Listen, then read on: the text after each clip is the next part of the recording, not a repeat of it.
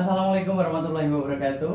Alhamdulillahirrahmanirrahim. Wassalatu wassalamu ala asrofil anbiya'i wal mursalin Nabiyina Muhammadin wa ala alihi wa ashabihi ajma'in. Sahabat sehat PKU Jogja, alhamdulillahirrahmanirrahim. Pada kesempatan siang hari ini Jumat, dan tentunya kita sudah di hari ke-8 Ramadan. Alhamdulillahirrahmanirrahim. Kalau kemudian pada siang hari ini kita masih bisa menjalankan ibadah puasa Ramadan. Kajian fikih Nisa pada siang hari ini dengan tema peran perempuan antara domestik dan publik. Pada siang hari ini telah hadir Mbak Nunung Damayanti. Mari kita sapa bersama-sama. Mbak Nunung Damayanti, assalamualaikum. Waalaikumsalam, Mas Ika. Ya, oke Mbak. Berbicara tentang perempuan antara domestik dan publik, menurut Mbak Nunung yang seperti apa sih? Oh ya. Alhamdulillahirrahmanirrahim, pada hari ini kita masih diberikan nikmat iman, nikmat sehat, sehingga kita masih diberikan umur panjang untuk tetap melaksanakan puasa di hari yang ke-8 ini. Berkaitan dengan tema perempuan dalam domestik dan publik, ketika perempuan itu berada dalam ranah domestik, pastilah ada dua peran yang kemudian perempuan itu jalankan. Dia sebagai seorang istri dan juga sebagai seorang ibu. Peran keduanya itu memang lekat di dalam keluarga. Sebagai seorang istri, dalam Islam pun mengajarkan ya seorang istri harus taat pada suaminya. Bahkan Rasulullah bersabda, ketika seorang wanita itu menunaikan sholat 5 waktu, kemudian berpuasa di bulan Ramadan dan menjaga kemaluannya serta taat kepada suaminya, maka dikatakan kepadanya masuk surga dari pintu yang mereka kehendaki. Artinya yang kemudian bisa kita ambil ya, ketika kita menjadi seorang istri ya, poin pertama kita taat pada suami kita, kemudian menjaga kemaluan dalam artinya yang menutup aurat dan sebagainya, kemudian menjaga harta dan juga menjaga anak-anak dari suami kita dan sebagainya. Kemudian selanjutnya ketika di domestik, peran kita sebagai seorang ibu, Mas Eka. Jadi ketika kita sudah memiliki anak, pastilah tugas utama perempuan itu mendidik anak. Merawat anak itu sebenarnya tidak hanya tugas seorang ibu, tapi juga tugas seorang bapak atau suami kita. Jadi dalam merawat anak, ya kita harus berkolaborasi antara ibu dan juga ayah, atau ibu dengan bapaknya. Ketika mendidik pun juga menjadi tugas utama seorang ibu. Ibu adalah madrasah utama bagi pendidikan anak-anaknya. Jadi tugas pokok kita ya mendidik. Bagaimana kemudian kalau dalam surat Luqman itu yang pertama kali kita ajarkan kepada anak kita itu adalah tentang tauhid. Bagaimana kemudian Luqman berkata kepada anaknya, wahai anakku, janganlah sekali-kali kamu menyekutukan Allah. Dalam surat Luqman ayat 13, wahai anakku, janganlah kamu menyekutukan Allah, sesungguhnya menyekutukan Allah adalah kezaliman yang besar. Itu poin pertama dalam mendidik anak. Kemudian selanjutnya pendidikan tentang akhlak, masih dalam surat Luqman juga ayat 14 dan 15 tentang birrul walidain, tentang bagaimana kemudian anak itu harus berbuat baik pada ibu dan bapaknya. Kemudian tentang pendidikan ibadah dalam Quran Luqman ayat 16 tentang perintah sholat, bagaimana kemudian kita sebagai ibu harus kemudian mengajarkan anak kita untuk sholat pertama kali. Kemudian pendidikan sosial dalam Luqman ayat 17, bagaimana kemudian kita sebagai ibu juga harus mengajarkan anak untuk selalu beramar ma'ruf nahi munkar. Seperti itu Mas Ika. Jadi dua poin itu menjadikan peran perempuan dalam domestik. Kemudian ketika di publik, apa peran perempuan dalam publik? Ada dua hal. Yang pertama, perempuan itu sebagai berkarya, artinya dia bekerja, kemudian dia juga sebagai aktivis. Ada kalanya perempuan itu ketika harus di luar rumah, itu yang pertama kali mungkin dari segi ekonomi dia harus kemudian membantu suami untuk kemudian untuk mencari nafkah, mencari penghasilan dan sebagainya. Kemudian Eh, yang kedua, ketika dia harus di publik, ya peran dia sebagai eh, aktivis misalnya seperti itu, dia untuk mengaktualisasikan dirinya dan untuk kemudian bersama-sama menjadi dakwah amar ma'ruf nahi munkar seperti itu, Mas Eko. Ya, oke, Mbak Nunung, dan kemudian tentunya tadi peran-peran ya yang sudah seorang wanita di dalam publik ataupun domestik gitu. Nah, bagaimana kemudian seorang wanita itu menyeimbangkan peranan tersebut begitu? Ya, yang pertama harus fokus. Jadi ketika kita berperan sebagai ibu, ya kita harus fokus dalam peran tersebut. Bagaimana kemudian kita memaksimalkan potensi kita untuk mendidik anak kita, untuk merawat anak kita. Kemudian ketika kita berperan sebagai wanita karir seperti itu, kita juga harus fokus terhadap pekerjaan kita. Kita juga harus profesional dalam hal ketika kita bekerja, ya berusaha memisahkan antara pekerjaan domestik kita dengan pekerjaan publik kita sebagai kita bekerja. Jadi harus profesional di dalamnya.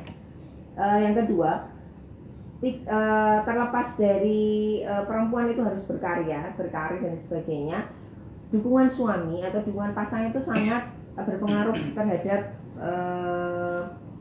keseimbangan peran wanita untuk di domestik maupun di publik. Ketika perempuan harus bekerja, maka kemudian ada pembagian tugas di domestik dengan suami kita. Jadi misalnya untuk memandikan anak, kemudian memasak dan sebagainya, sebenarnya tidak mutlak itu domainnya dari perempuan, tapi juga kemudian bisa berbagi dengan suami. Ketika suami memiliki penghasilan yang lebih, mungkin bisa menyediakan asisten rumah tangga. Tetapi ketika tidak, ya bagaimana kemudian bisa berbagi peran untuk urusan rumah tangga seperti. Jadi sekali lagi, untuk urusan rumah tangga itu sebenarnya tidak menjadikan domain dari perempuan itu, jadi harus berbagi dengan pasangannya. Iya. Mungkin Mbak Nunung, kita bisa memberikan kisi-kisi atau mungkin pencerahan ya buat para pasangan-pasangan muda.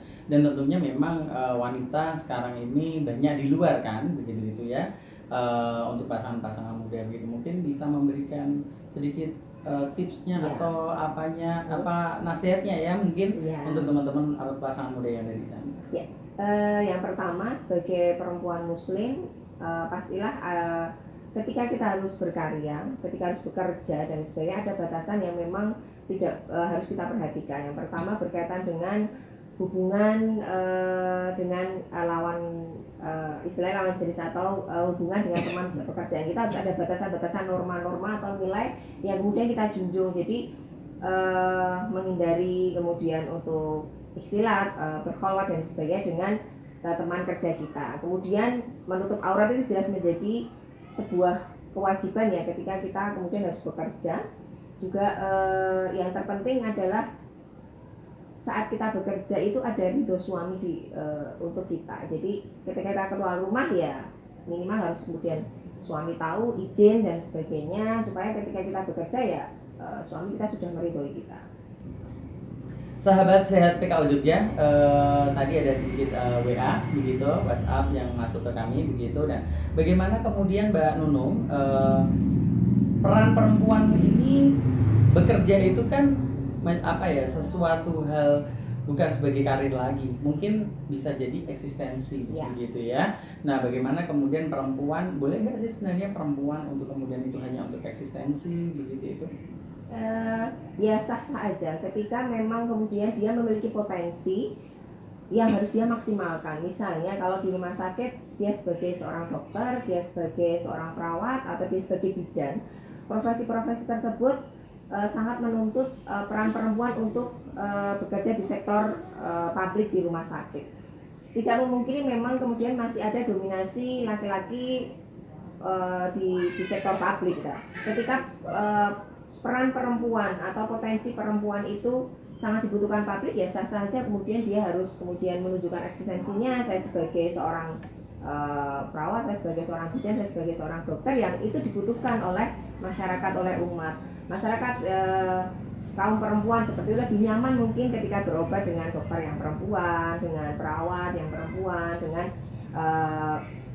bidan ketika dia harus melahirkan dan sebagainya. Jadi sah-sah aja, yang penting kemudian tetap menjunjung tinggi norma-norma atau kaidah-kaidah Islam karena kita sebagai perempuan muslim seperti ada batasan-batasan yang memang kemudian itu menjadi rambu-rambu kita ketika kita harus bekerja. Ketika kita sebagai seorang aktivis misalnya, kalau di Muhammadiyah kan ada di Aisyah, kemudian ada di Nasihatul Aisyah dan sebagainya, itu juga sebenarnya wujud dari menunjukkan eksistensi kita, menunjukkan memang perempuan itu ya tidak hanya sekadar menjadi ibu, istri, tapi dia juga bisa kemudian ikut berdakwah bersama-sama dengan laki-laki untuk dakwah amar ma'ruf nahi munkar. Dalam Islam sendiri perempuan itu juga memiliki nilai yang sama ketika artinya memiliki kedudukan yang sama dalam Islam. Ketika perempuan itu sejajar dengan laki-laki ketika dia berdakwah amar ma'ruf nahi munkar. Kita lihat Mas Ika juga bagaimana kemudian ibu-ibu Aisyah itu membuat sebuah gerakan yang memang tujuannya apa? Tujuannya kemudian mendidik keluarga, kemudian membantu Muhammadiyah untuk kemudian berdakwah amar ma'ruf nahi munkar. Ya, sahabat sehat PKU Jogja, dan tentunya pada kajian siang hari ini, kajian fikih Nisa, peran perempuan antara domestik dan publik telah berakhir begitu. Tapi tentunya sebelum kita akhiri, sedikit closing statement mungkin terhadap kajian pada siang hari ini, Mbak Nunung. Ya, sahabat sehat PKU Jogja, jadi kita sebagai perempuan pastilah akan memiliki berbagai peran yang mau tidak mau harus kita jalankan dengan sebaik-baiknya, sebagai seorang istri, sebagai seorang ibu, sebagai seorang wanita karir, sebagai seorang aktivis. Nah, bagaimana kemudian kita mampu menyeimbangkan peran-peran tersebut untuk kemudian bisa selaras dan seimbang, tentunya tetap memperhatikan kaidah-kaidah dari agama kita, yaitu agama Islam. Jadi menjadikan pribadi kita menjadi pribadi yang baik, tapi juga kemudian tanggung jawab sosial kita bisa kita wujudkan melalui ketika kita bergerak dalam dakwah amar ma'ruf nahi munkar. Mungkin itu yang bisa saya sampaikan. Ya. Terima kasih Mbak Nunung atas partisipasinya dan telah bergabung dengan kita di kajian fikih Nisa perempuan dengan tema perempuan, peran perempuan antara domestik dan publik.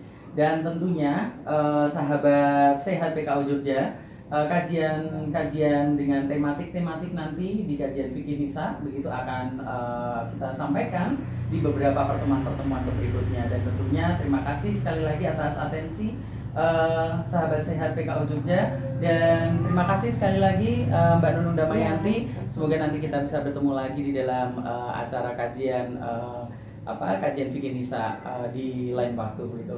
Terima kasih atas kebersamaannya. Mari kita tutup bersama-sama dengan membaca doa kafaratul majelis. Subhanakallahumma wa bihamdika asyhadu an la ilaha illa anta astaghfiruka wa atubu ilaik. Terima kasih. Saya Eka Budi Santoso. Kurang lebihnya mohon maaf. Nun wal kalami wa yasrun. Fastabiqul khairat. Albiru manitaqwa. Assalamualaikum warahmatullahi wabarakatuh. Waalaikumsalam.